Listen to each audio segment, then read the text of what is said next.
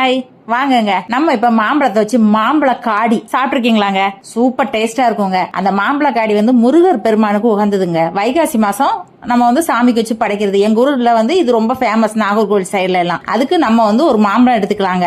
அதுக்கு தேவையான அளவு இனிப்புக்கு வந்து நான் வந்து ஒரு சின்ன வெள்ளை கியூப் இருக்குல்ல, 2 எடுத்திருக்கேன். அதை நல்லா தண்ணியில இடிச்சிட்டு கரைச்சிட்டு மண்ணெல்லாம் இல்லாம வடிகட்டி சேர்த்துக்கலாங்க. அதுக்கப்புறம் மாம்பழத்தை பொடிசு பொடிசா கட் பண்ணி வச்சுக்கலாங்க. அது பாதி பாதியா முழுசா கூட போடலாம் சார், உங்க கொட்டையோட கூட போட்டு கூட செய்வாங்க. ஆனா இந்த மாதிரி பொடிசு பொடிசா போடும்போது நல்லா வெந்துருங்க. ஒரு 2 ஸ்பூன் அரிசி மாவு, பச்சரிசி மாவு, அதை வந்து நம்ம தண்ணியில கரைச்சி இது நல்ல கொதி வந்ததுக்கு அப்புறம் நம்ம அதில் போட்டு கலந்துட்டு டேஸ்ட்டுக்கு வாசனைக்கு கொஞ்சோண்டு ஏலக்காய் தூளும் சுக்கு தூளும் கலந்துக்கலாங்க. அதுக்கப்புறம் நம்ம கொஞ்சமாக ஒரு கைப்பிடி அளவு தேங்காய் துருவல் அதை பால் எடுத்து வச்சு அதுவும் இறக்க நேரம் ஊற்றி அப்படி கொதி வரும்போது எடுத்து குடிச்சு பாருங்க, செம்ம டேஸ்டா இருக்குங்க. மாம்பழக்காடி எத்தனை பேர் குடிச்சிருக்கீங்கன்னு சொல்லி கமெண்ட்ல சொல்லுங்க. செம்ம டேஸ்டா இருக்கும். நீங்களும் ட்ரை பண்றீங்களா? ஓகேவா? பாய்.